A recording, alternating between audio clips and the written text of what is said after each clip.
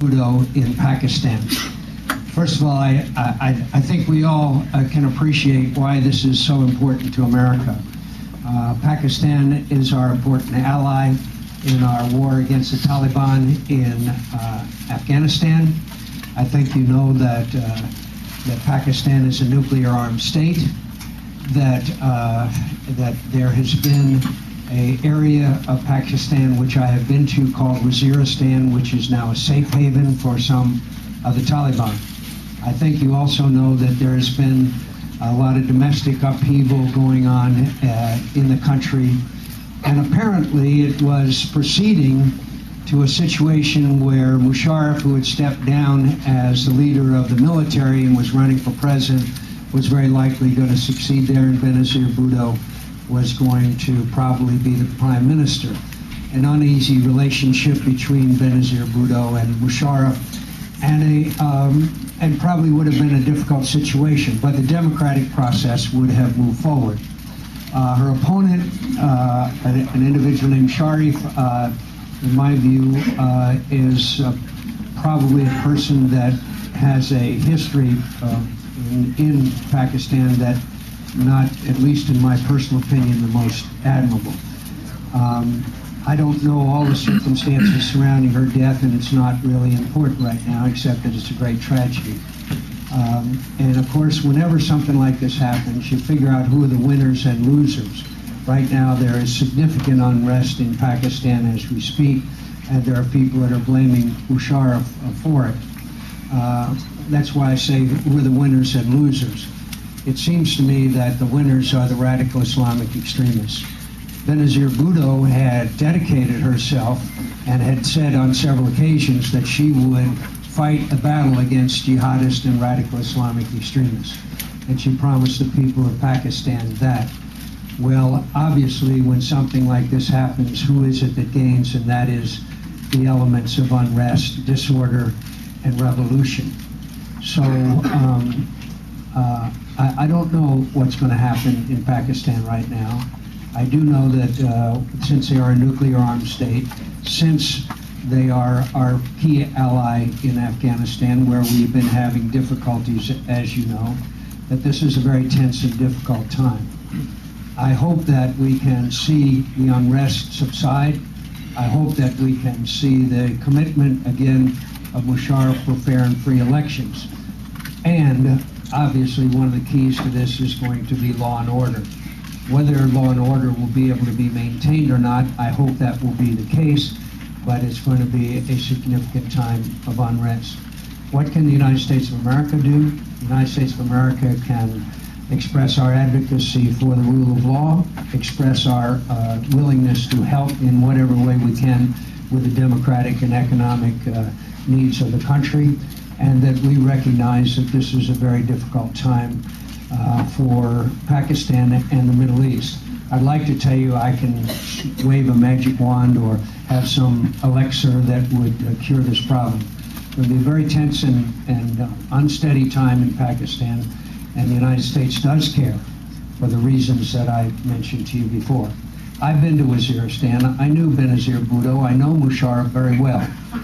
If I were President of the United States, I would be on the phone right now, and I would be meeting with the National Security Council, and I would be seeing ways that we can help restore order or maintain order or restore order, whichever is the case, in Pakistan. I know the players, I know the individuals, and I know how best way to address this situation. So our sympathy goes out to the people of Pakistan for the loss of this fine and decent woman who came back from exile to serve her country, knowing full well that she was placing her life at risk. By the way, there have been 9 attempts on Musharraf's life. And as we also know, these people who are suicide bombers are the most difficult kind of attackers to repel, whether they be in Iraq, Israel, or Pakistan. I'd be glad to talk to you more about this issue. It's a tense time. America's national security interests are engaged, and we're going to have to devote a lot of effort to make sure that things don't unravel in that country and in the surrounding areas. With that, I'd like to say thank you for coming this morning. I'm very grateful you are here. I appreciate my friend Dick Johnson. I appreciate Dave Roeder. I thank all of you. I thank our Divided We Fall members who came this morning. You all are going to have to get some Divided We Fall sweatshirts, I think, or jackets. There you go. Glad to see all of you. My friends, we're coming into the end of this long and arduous process, which should be tough. Should be tough because running for President of the United States shouldn't be easy. And I'm very pleased with where we are. I'm pleased with our progress, and I'm pleased with the fact that we are running an honorable campaign. And I'm very grateful for the fact that you would turn out this morning. I'd just like to mention a couple issues with you, and then I'd like to respond to any questions or comments that you might have. First of all, I had my glass of ethanol this morning before breakfast, and I'm feeling good, so I'm feeling great.